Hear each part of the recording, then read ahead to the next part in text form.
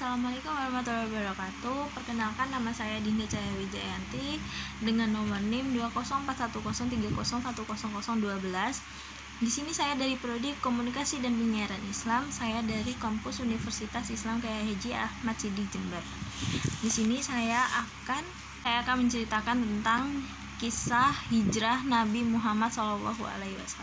Nah, di sini saya akan menjelaskan tentang hijrah seorang Nabi Muhammad, yakni bulan Muharram merupakan salah satu bulan mulia bagi umat Islam. Di bulan Muharram ini juga banyak terjadi peristiwa-peristiwa penting. Salah satunya yakni hijrah Nabi Muhammad SAW dari Mekah ke Madinah yang terjadi pada 622 Masehi.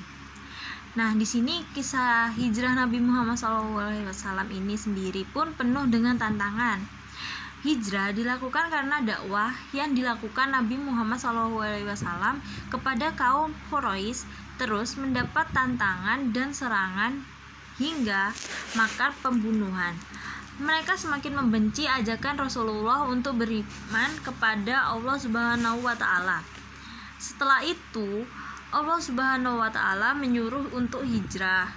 Maka Nabi Muhammad SAW pun melaksanakan hijrah ke Madinah. Nah, pada awalnya pada tahun 620 Masehi, Nabi Muhammad bertemu 6 orang Yastrib Madinah dari kabilah Khazraj yang berhijrah ke Mekah. Dalam pertemuan tersebut, Nabi Muhammad mengajak mereka untuk masuk Islam. Nah, mereka pun menyambut dengan baik ajakan itu dan mengatakan masuk Islam. Lalu mereka pula yang memberitahu tentang Islam kepada masyarakat Yastrib lainnya.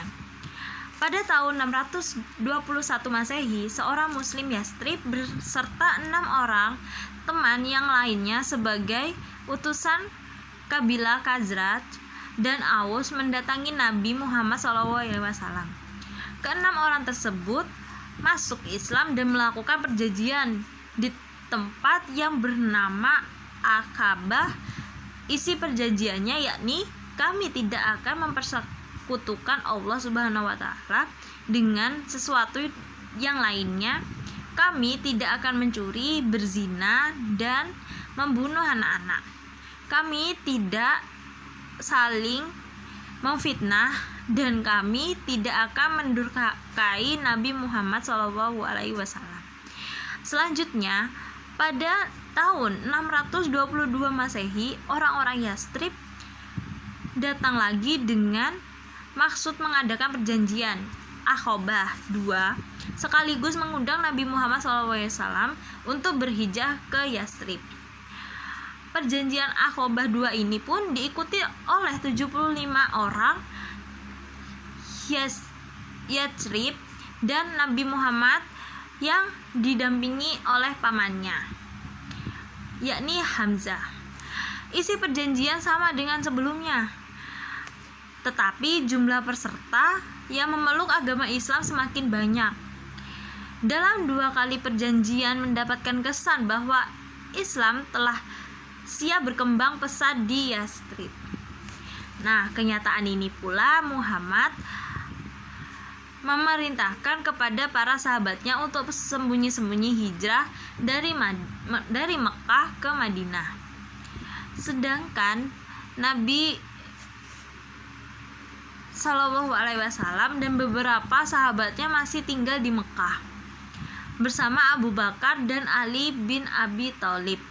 Nabi SAW pun menunggu turunnya ayat dari Allah untuk pergi hijrah. Nah, rencana hijrah Nabi Muhammad ini pun didengar oleh kafir Quraisy. Kaum Quraisy pun akhirnya merencanakan pembunuhan terhadap Nabi Muhammad.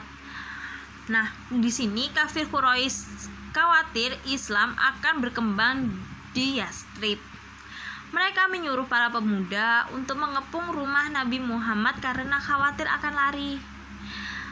Pada saat malam itu pula, Nabi meminta sepupunya Ali bin Abi Thalib pun supaya memakai selimut Nabi dan berbaring di tempat tidurnya. Atas izin Allah, Nabi Muhammad berhasil keluar dari rumah dengan selamat meski sudah dikepung. Para pemuda kafir Quraisy pun tak melihat Nabi keluar dari pintu depan yang sudah mereka jaga. Tak lama setelah itu Nabi meninggalkan rumahnya. Para pemuda terbangun dan masuk ke rumah Nabi dengan penuh nafsu untuk membunuhnya. Akan tetapi mereka hanya mendapatkan Ali bin Abi Thalib yang sedang tidur. Mereka kecewa dan tidak percaya dengan segala hal yang akan terjadi. Hal ini karena pertolongan oleh Allah Subhanahu wa taala. Menjelang larut malam, Nabi Muhammad menuju ke rumah Abu Bakar dan mengajak hijrah. Nabi SAW pun dan Abu Bakar kemudian keluar dari jendela pintu belakang dan terus bertolak ke arah selatan menuju Gua Sur. Jalan yang ditempuh oleh mereka adalah jalan yang tidak mungkin dilewati manusia. Hal ini dilakukan supaya agar para pemuda Quraisy pun yang mengejar tidak menyangka mereka melalui jalan itu. Dalam perjalanan, mereka berdua bersembunyi di Gua Sur selama 3 hari 3 malam. Tepat pada tanggal 26 Syafar 622 Masehi atau tepat dengan pada tanggal 17 Juni, Nabi Muhammad SAW didampingi Sayyidina Abu Bakar As-Siddiq pergi ke Gua Sur. Nabi SAW pun memberitahu Abu Bakar bahwa harus pergi hijrah malam itu dan menunjuk Abu Bakar untuk menyertainya. Peristiwa itu terekam dalam kitab Fathul Bari. Peristiwa hijrahnya Nabi Muhammad SAW pun kemudian ditetapkan sebagai awal penanggalan hijrah. Menurut riwayat para ulama pakar tarik yang masyhur, tarik Islam mula-mula ditetapkan oleh Umar bin Khattab ketika ia menjadi khalifah pada tahun 17 Hijriah. Abu Bakar berkata, "Wahai Rasulullah, sesungguhnya aku memiliki 2 ekor unta yang telah aku persiapkan untuk berhijrah." Kemudian Abu Bakar memberi salah satu hewan tunggangannya, yaitu Al-Jadda. Keduanya pun berangkat hingga sampai di Gua Sur, lalu keduanya bersembunyi di dalamnya. Sementara Amir bin Fuhairah, budak milik Abdullah bin Tufail bin Sahbarah, setiap pagi dan sore membawa susu untuk Nabi SAW dan Abu Bakar. Nah, di sini kemudian ia pergi di malam hari untuk menemui keduanya. Selepas itu, si Amir bin Fuhairah pergi merumput hingga tak satu pun dari para pengembala yang tahu. Nah, tatkala Amir bin Fuhairah berangkat, maka Abu Bakar dan Nabi keluar mengikuti dari belakang hingga keduanya tiba di Madinah.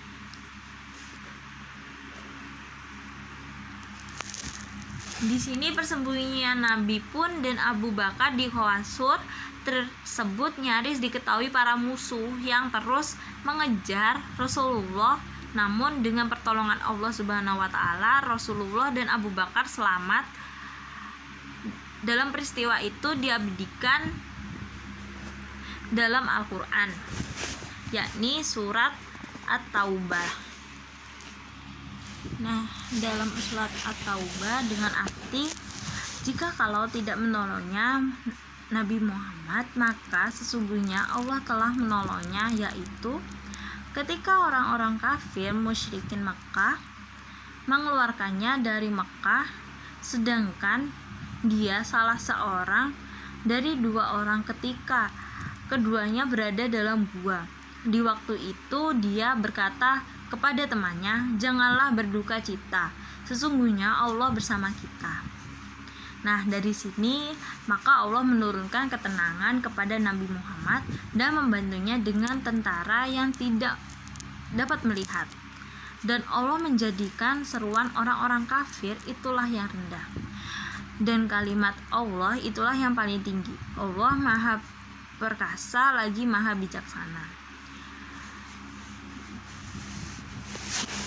Dalam hal ini Abu Bakar merasa takut bila seorang dari kaum musyrik yang mengejarkan itu dapat melihatnya, yang akhirnya nanti Rasulullah akan disakiti oleh mereka.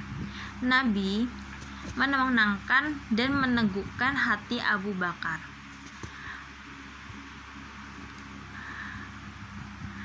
Lalu mereka berkata, seandainya dia memasuki gua ini, niscaya sarang laba-laba itu tidak akan ada lagi di mulutnya. Nabi tinggal di dalam gua Sur itu selama 3 hari 3 malam. Ketika kondisi sudah aman, Nabi dan Abu Bakar lalu berangkat dan melanjutkan perjalanan dengan pembekalan yang diberikan oleh putrinya. Supaya aman dalam perjalanan, Nabi Muhammad dan Abu Bakar mengambil jalan yang tidak dapat dilalui manusia.